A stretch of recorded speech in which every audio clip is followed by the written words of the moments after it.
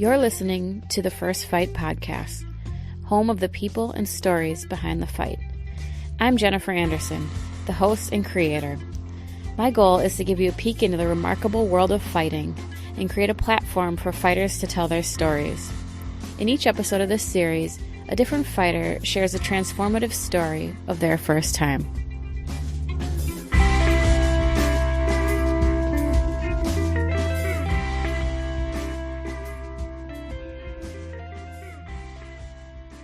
Welcome back, everyone. Happy New Year. On today's episode, we'll be kicking it off with Lance the Party Palmer. I really appreciate him coming on and sharing his story of his transition from the pinnacle of collegiate wrestling to fighting on the regional circuit.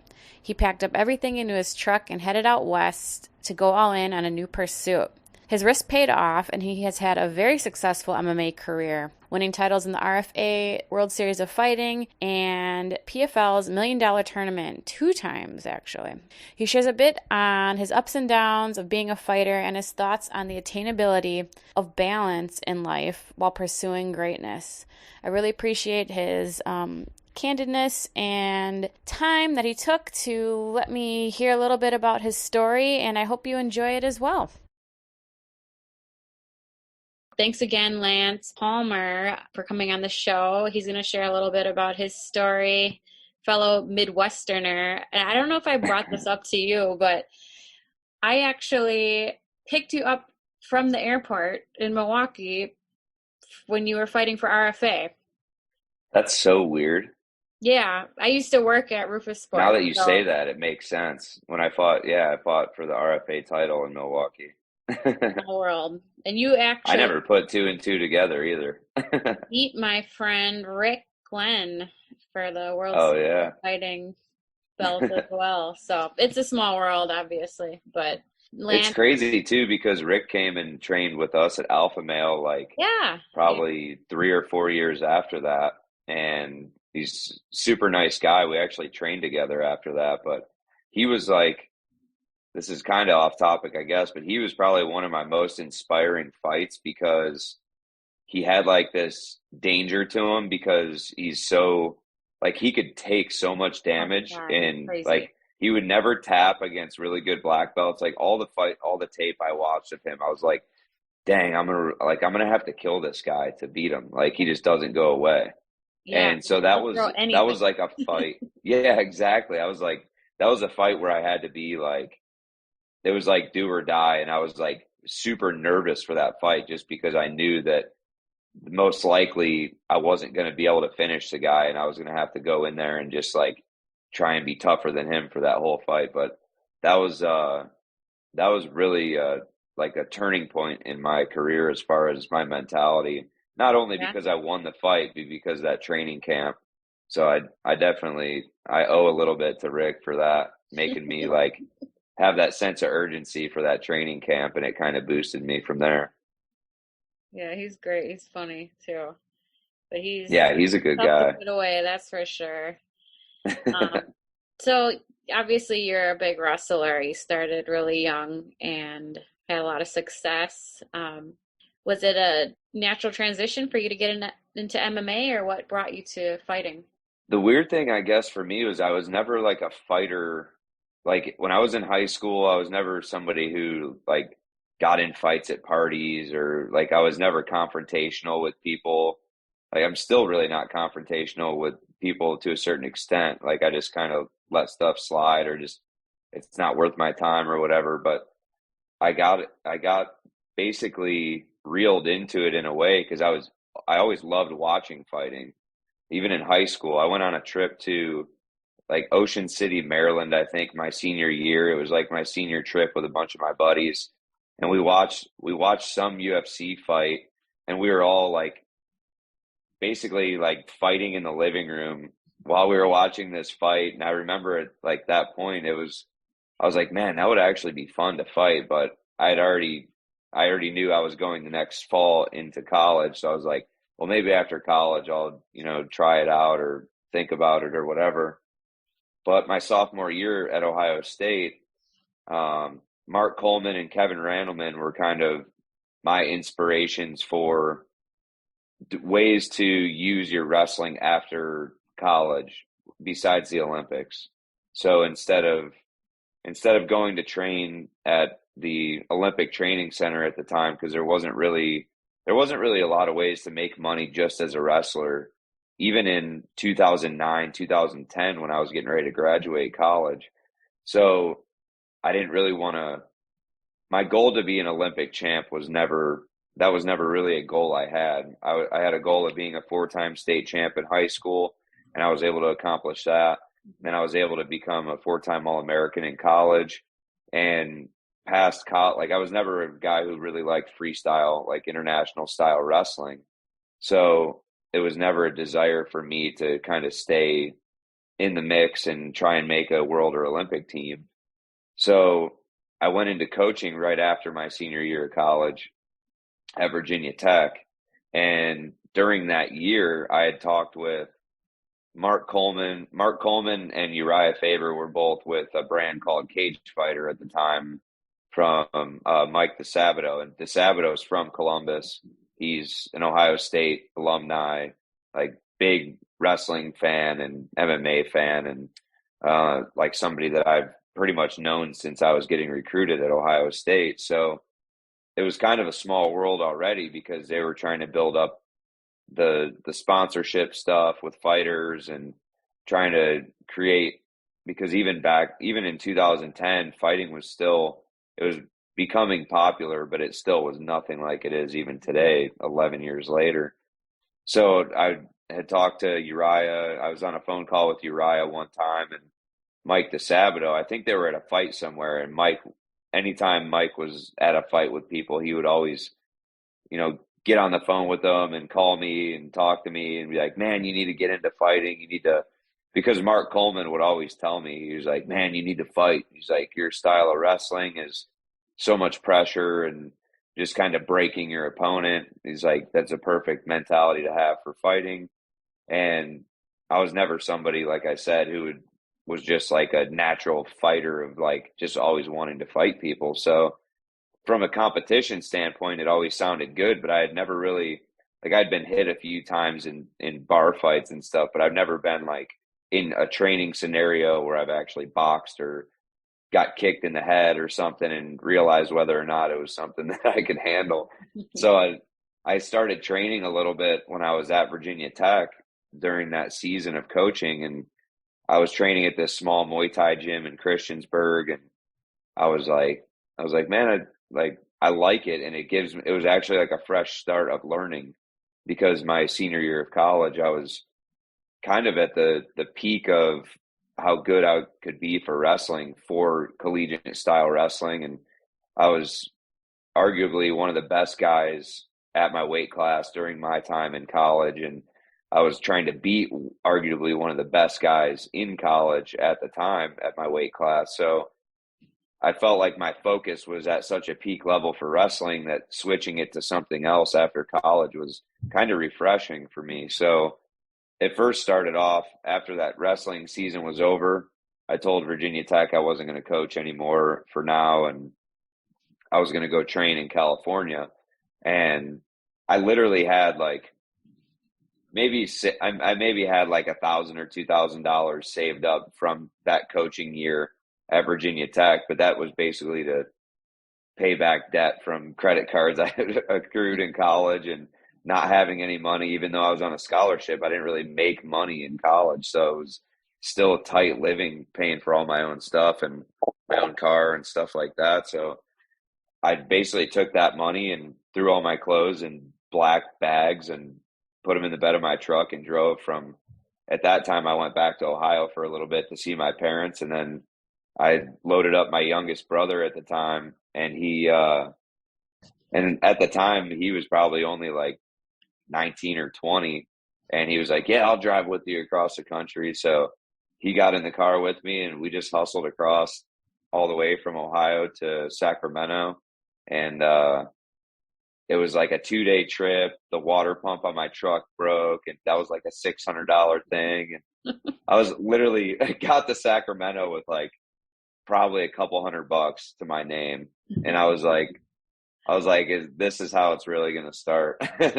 So then from there, it was kind of one of those things where I was just like, well, I'm already here. I got to make it happen.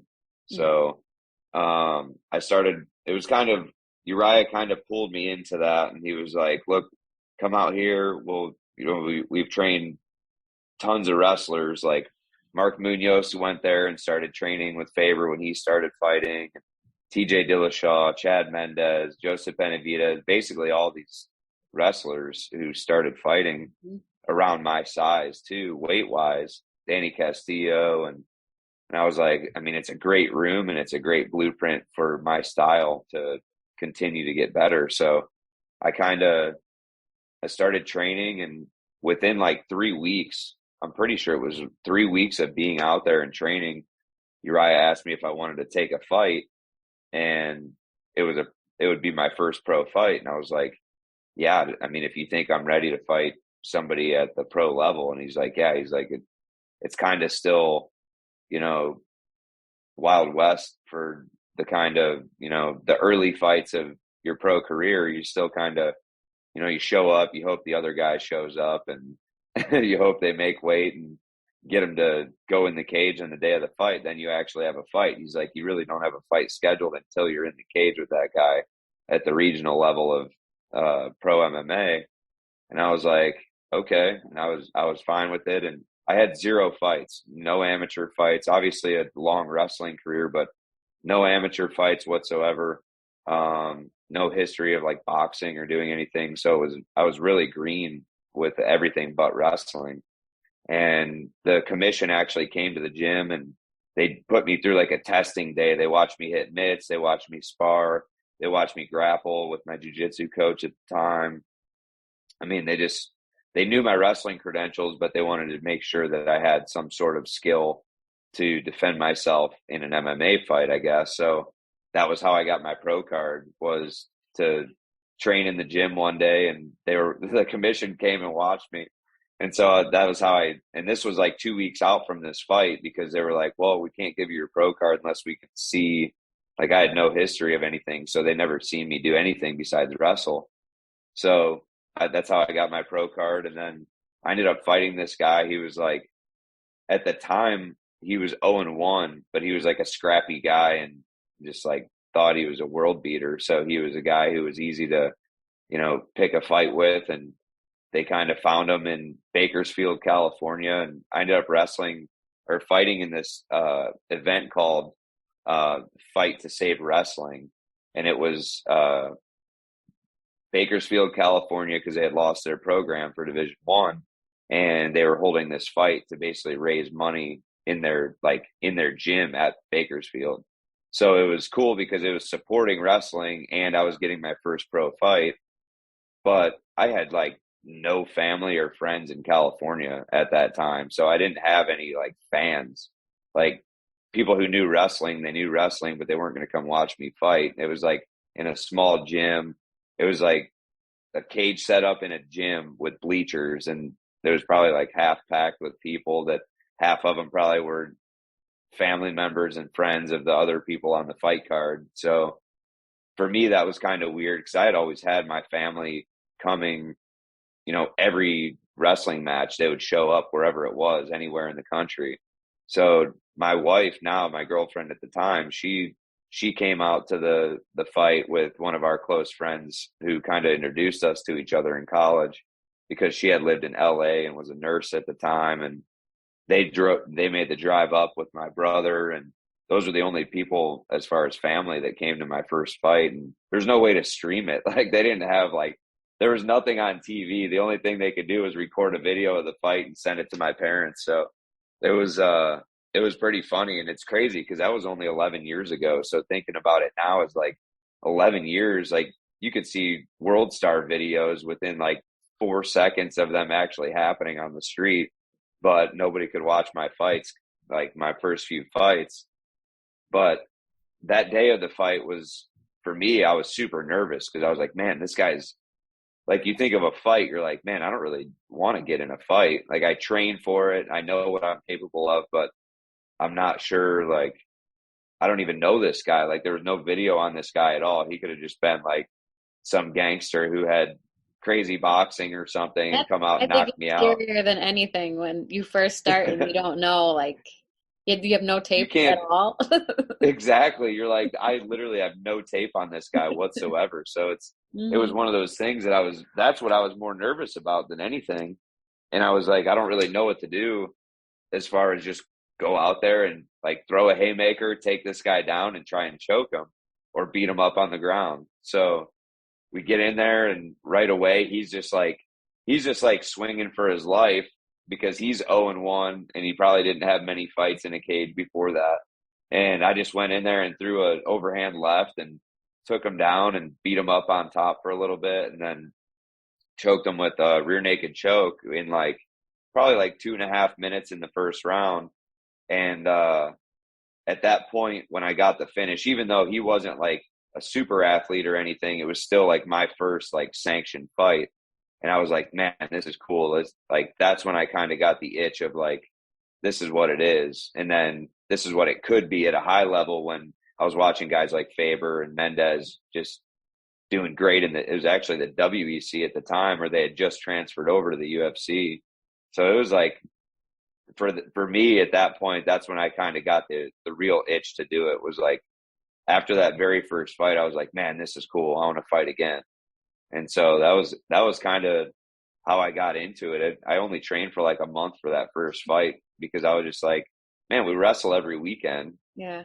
But now that I know like the skill set and it's a different level of fighting now, but back then I was like, yeah, I'll train for a couple of weeks and then take a fight. Faber's like, you should probably train for a few months first. And I was like, no, I'm good. But now I understand it. But back then I was like, dude, we would wrestle every weekend. Sometimes you'd wrestle 5 different people in a day, but obviously a fight's way different. But that's kind of what got me hooked that after that first fight, getting the finish and being able to like dominate somebody like that in a cage instead of in a wrestling setting, which is very controlled aggression. Yeah. Like in a fight, you can basically use whatever you want within the rule set, where wrestling is like, if you're hanging on the guy's head too much, the ref stops the match and stuff like that. So it was really cool. It definitely opened my eyes to the sport. And because at that time I didn't really know if that's what I was going to do, but after that fight, I was all in at that point. Well, that answers my next question. I actually happen to interview a lot of wrestlers that are, high level. Ben Askren, Tyron, Corey. You guys are all like not your average Joes. So all of you skipped amateurs usually. All of you, your first pro fight was like, you had no idea really what you're getting into, but No. you managed just fine. But well, that's what was scary about it too, is not being able to test yourself against amateur guys. Yeah. Because like even like Cody Garbrandt's one of my close friends for a long time. And like I've known him since he was 12 years old, probably through the wrestling circuit in Ohio. Mm-hmm. But I knew that he boxed at a pretty good level and his uncle was a really good boxing trainer and he had a background. And I mean, at the point where I knew him, we had been out at bars before and we would get in scuffles, and he's one of those guys that he'll go on a dime. Like he's a fighter. He's not a guy who just fights because he makes money doing it. Like he would fight somebody for free out back. So it's like, yeah, exactly. Like guys like that are like they're like the true fighters that are like, that's the description of what people think MMA is, like somebody who will just drop their groceries and fight you in the parking lot. Mm-hmm. So that's why, like, for me, I was like, man, I don't know if it's for me, but I think once you start training and you start realizing that you're tougher than you think you are, and you can take a punch and you can take a kick, and you don't really, like, your mentality is there for it. Yeah. It's just whether or not you want to pursue it. And I think that takes that for a lot of people. For even if you're not a fighter, I think if people took like some sort of combat sport as just to like get in shape or just to improve themselves a little bit, I think it gives people a ton of confidence because you realize that you can do a lot more than what you believe you can. Well, it's definitely something you can train to be better in exercise, that definitely. I definitely did not ever think of myself as a fighter, and you just get hardened from training. You learn it. But you're such a high level athlete too, that you know how to approach it and be disciplined and put in the time that needs to be put in to be successful. And you Definitely. have that switch like you've talked about. I heard you talk about with Frankie on his podcast. Is that Mm-hmm. something that you've always had, or did you have to learn to be that way, or do you think that's something that you can even learn? I don't know if it's something that you can learn. I think for me, it may just be something that's genetic because in our family, we always like to joke around and we always like to have fun. And then growing up wrestling, my dad and my brother and I, we traveled all over the country for like kids' nationals tournaments. So we would always be messing around and having a good time. Like the trips were always fun trips and it was great bonding and great times with friends and family. But when it came time to wrestle, my dad was really strict. So we knew how to, at least for me, I knew how to turn off the like joke side of it when we were at the tournament, like getting ready for a match. But once you're done with your match, you could go up in the bleachers and mess around with the other guys that were in town for the tournament or whatever. And I think from a young age, I kind of had that. So I don't know if it's something that was just learned because I was so used to turning it on and off to put myself in a serious mindset for my matches because it meant a lot to me, or if it's, if it's something that you just have and you don't really know you have it until you're able to do it. I'm not sure. Yeah.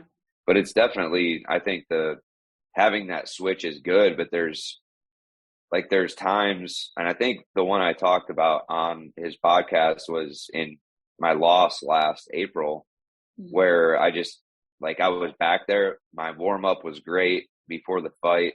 I felt 1,000,000%. I felt really good. But then when I walked out to fight, it was just like, I don't know if it was like the energy in the arena because there was nobody there because it was a COVID fight, or if it was like, I just didn't feel the same presence that I felt. And even in the back room, I felt great. Everything was firing on all cylinders. The camp was good.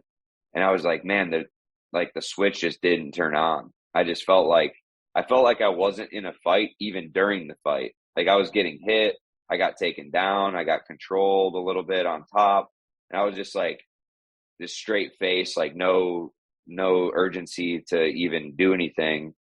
And then when I got it, like after the fight, I got out of there and I was like, that was the weirdest thing I've ever had. And that was like I've had bad matches before where I just didn't turn it on, but everybody has a bad match. But for a fight, it feels different because maybe one, because it's how we make our living, but also two, you don't get to fight a couple times a day. Like you can't make up for it and fight back for third place.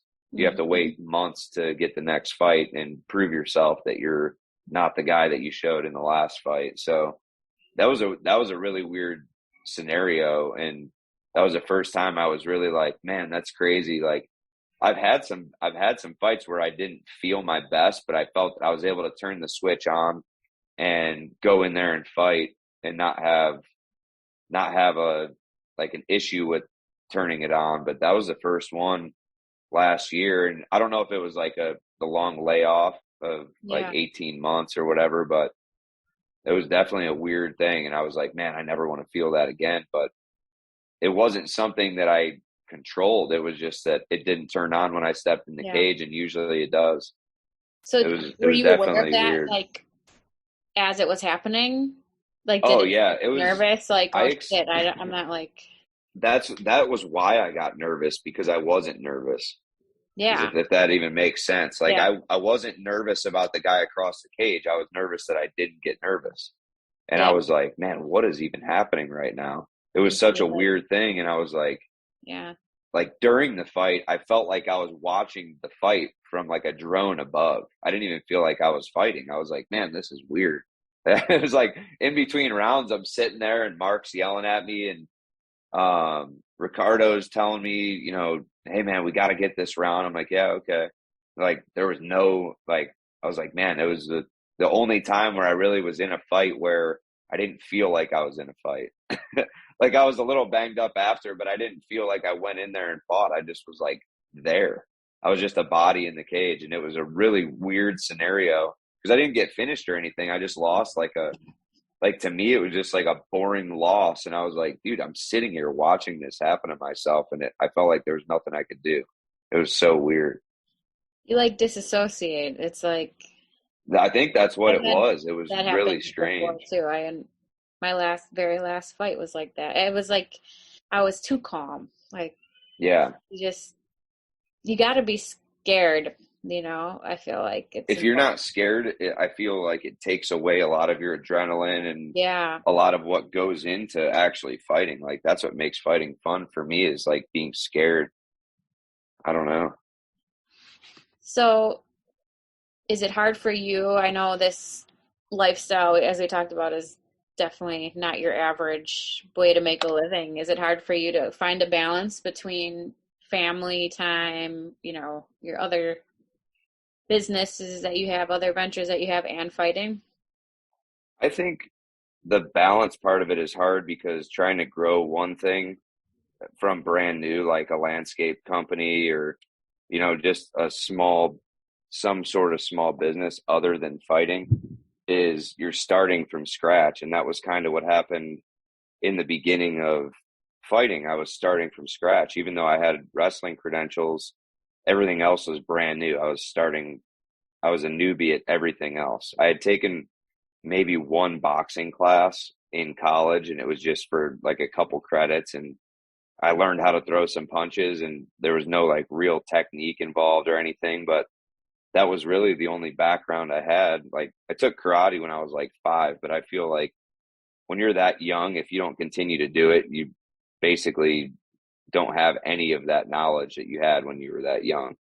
So like I can't even count karate really, because even though I learned maybe discipline and some striking and stuff like that from karate, I stopped doing it when I was 9. So literally 20 years go by of not training that and you feel brand new again. So I think balancing, and this is something too that my youngest brother, I had talked to him just the other night about.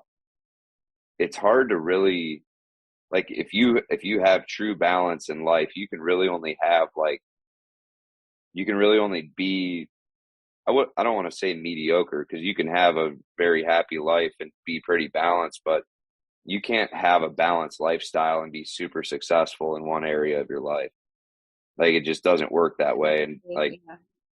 like I talked about before, is like I have to sacrifice traveling or being away from the family when I train, and like there's things that have to take a little bit of a pitfall while you're trying to grow one thing. Mm-hmm. So you could have like 10 businesses, but if you're not putting all your effort into a couple of them, they're all just going to be mediocre. Mm-hmm. So that's kind of why I've tried not to put my hands into too many different things while I'm still fighting, because I feel like the more your focus gets away from what got you there, it kind of, it takes away from the ability to do more outside of it.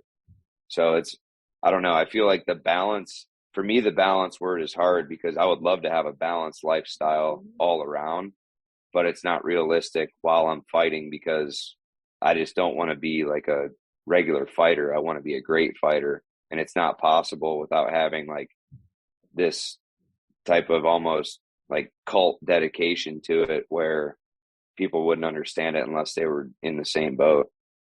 That's a really good response. You have to have a partner that understands that too. I think with anything, Mm-hmm. you want to be great, it requires you to be obsessed, and Yeah. I mean, and we struggle with that too. Even though I get it, it's hard still, Yeah. it's just what it requires though. You can't give I mean, everything your all the time. exactly. And I think also, like, my wife and I always go over this too. Like, when before we had a kid, she's an IFBB pro bikini competitor. So she would be training for shows and traveling for shows and trying to make the Olympia.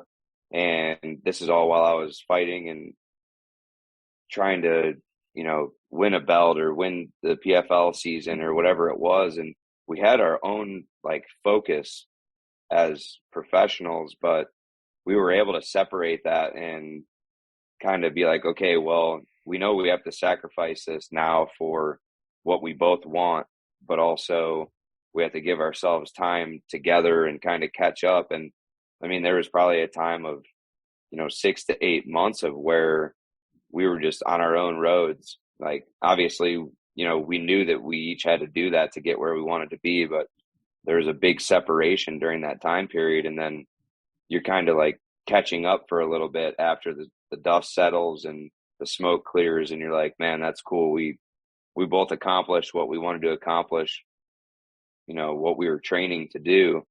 But it is nice to, every once in a while, to kind of sit back and, just kind of relax and spend that time together and make up for that time. But you really can't make up for lost time. But that's just, like I said, that you really can't have a good balance if you want to be great at something. No, you're right. You're right 100%. Like we said before, other athletes aren't even like fighters. It's just a completely different lifestyle that's not It is as glamorous as people think it is. But that's why I no, like doing it really these interviews is getting the stories and hearing like what brought people to the point that you see them on TV, But I guess to finish it out, what is fighting to you? I'm sure that changes over time, but at this point in time, what is it to you? At this point in time, what it is to me is an outlet to show that I'm the best at what I do. There's other ways that I can do that to show that I'm the best at something. But I think right now the outlet for me is fighting, is trying to put it into good words, but fighting is basically like my outlet for my competitiveness, because I'm not ready to be done being competitive. And even when I'm done being physically competitive as an athlete, I always have that competitive drive mentally. So it's kind of hard to turn that off, because like I can have that switch we talked about for competition, but there's like a mental drive switch that never turns off. And I think that's something that'll help me once I'm done fighting. But for now, like that's where I want to direct all that energy towards until I've either accomplished or attempted to accomplish what I had set out to do when I first started fighting. So whether it happens or not, that's not really under your control. You can control the day-to-day things that you do, and you can control, little things leading up to it. But when it comes down to it, whatever is going to happen is going to happen.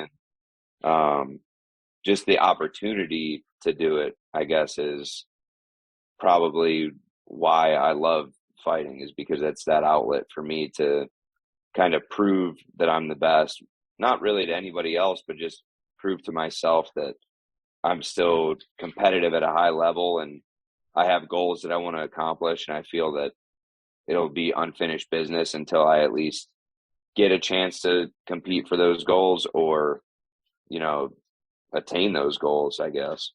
Well, thanks a lot, Lance, for sharing your story and a little bit of your thoughts on fighting. I look forward to seeing you in your next fight, whenever that may be. And I hope that you get to realize all those goals within fighting and without, obviously. But definitely, I think there's still a lot that we're going to see from you. So I hope so. Yeah. I don't feel like I'm done yet, but No. I have I think like some people set like an age limit, and my original age limit of when I wanted to be done was 35. But then when COVID hit, and I was like, man, that kind of puts a wrench in things, because I'm going to be 35 next month. And I was like, I feel good. I just don't want to fight until I don't feel good anymore.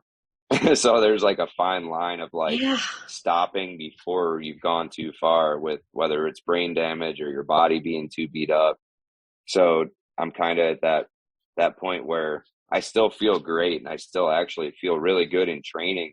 Yeah. So it's not like I don't feel like I'm at that point where I'm like, oh, this is my last run for it. I gotta make it while it lasts. But no, I don't think I feel close to there yet. But I think when you lose, I think a lot of people, like even my own family, they've done this to me a few times where I broke my hand in a fight a long time ago, maybe 2017, and they're like, "You think you're going to fight again?" Because it was the second time breaking that same hand, and I was like, "Yeah," like they were telling people that I was probably going to be done fighting and stuff like that, and then 2018, I go and win the PFL tournament, and it's like, I think a lot of that is sometimes motivation, but nobody else really knows what your threshold is. You're the only one that can kind of tell yourself like, hey, I think it's time to hang it up, or it's time to push harder or push forward. Well, I think that's why it's so hard for fighters to retire, because fighting, all it is about is overcoming. So it's when to not overcome, you know. But yeah. You should listen to that's a hard thing to grasp. Interview with Eddie Alvarez. He's great, and he was talking about that, how like people don't put in what you put into it, so you can't really expect them to understand, you know. No. Like, they just think you go out and fight on TV. Yeah, and they love you, so they don't want to see you hurt. So they're so quick to like throw in the towel and be like, "It's okay if you want to quit," and it like, you hate hearing that, obviously, but yeah, they don't get it like you get it. So it's also, if you have like a bad fight or you just have an off night or whatever, and people are like, man, you think you want to do this anymore? Like they act like you don't want to do it anymore or something. It's like, no, I'm like, it was one bad experience that I had in my career. I mean, I could think of hundreds, well, maybe not hundreds, but like off the top of my head, but I could think of a ton of matches where it just didn't, like nothing was going my way during those matches. Like whether you're ready for it, like you could be as ready as you want to be and something could not go your way. Yeah. Like a great example of this is one of my best friends, Joseph Benavidez. And like, I've been able to experience almost every title fight camp for his career that he's ever had, besides his early UFC fights against Cruz, or WEC fights against Cruz. And like one of his very best camps ever was for Mighty Mouse, and it was in Sacramento, and he was ready. Like it was, he looked great in sparring. He looked great all camp. He felt good. His weight cut went great. Fight night, he felt amazing. He said he was seeing everything like before Mighty Mouse would throw it, and then he gets knocked out in like 2 minutes of the fight, like knocked out cold. And it's like, obviously it was hard for me to watch, but it had to be harder for him because it happened to him. But that's kind of one of those things, is you can control almost everything outside of the actual fight, but there's always going to be like that little factor of chance to where anything can happen inside the cage. And that's obviously, you never want to leave it to chance, but there's like a 50-50 shot that you could win or you could lose, no matter how hard you train, no matter what you do right. And then there's people out there that they're not doing half the stuff that they should be doing right in life, or that, you know, they're bad people outside of fighting or whatever, and they're just champs for years and years, and it doesn't hit them until later on in life. But it's like, yeah, exactly. That's what's crazy, is like, you're like, God, this guy just goes out and parties and he's just world champion for years. That's part of my big fascination. Well, it's very, I think, parallel to life. Like, it's, best man doesn't always win, and it's not. No, and it's not fair. Like, life isn't hard fair. Coming to grips with that. Yeah, because like, just because you're a good person, Joseph always says this too. He's like, just because you're a good person doesn't mean you're meant to be a world champ. Yeah, it's like, you can be the people's world champ by being a great person or being a great ambassador for the sport or whatever it is, but you may not get that belt wrapped around your waist or put over your shoulder because you're just not guaranteed that. You're not guaranteed anything, but you can train hard. You can go to bed on time. You can diet perfectly. You can have a great weight cut. You can do everything right for, 8 to 12 week period of time for this one thing. And you're not even sure what the outcome is going to be. And that's why I think MMA is so crazy, because it's just the mentality of thinking that you can be successful at it, because you're really not guaranteed it. Trust me, I understand that. Especially at nobody can grasp it though unless they do it. That's like anyone can knock you out, Exactly. I'm not happy until the fight is over completely. I don't care how much he's dominating. It's a heartbreak. Well, that's what's scary about the big guys, is they always have that one, like the one hit power. Yep. I mean, it's they still have it at 45, but not near as much. I mean, you can get caught with something and get knocked out, but the big guys, if a punch lands, like, this guy can knock me out. Like, it only takes one hit. And that's what's crazy about the, like, light heavyweight and heavyweight. Those guys just, like, the heavyweight fights, I don't understand how those guys go into a fight. Someone that was a heavyweight. No. Because you literally know that you're either going to win or get knocked out.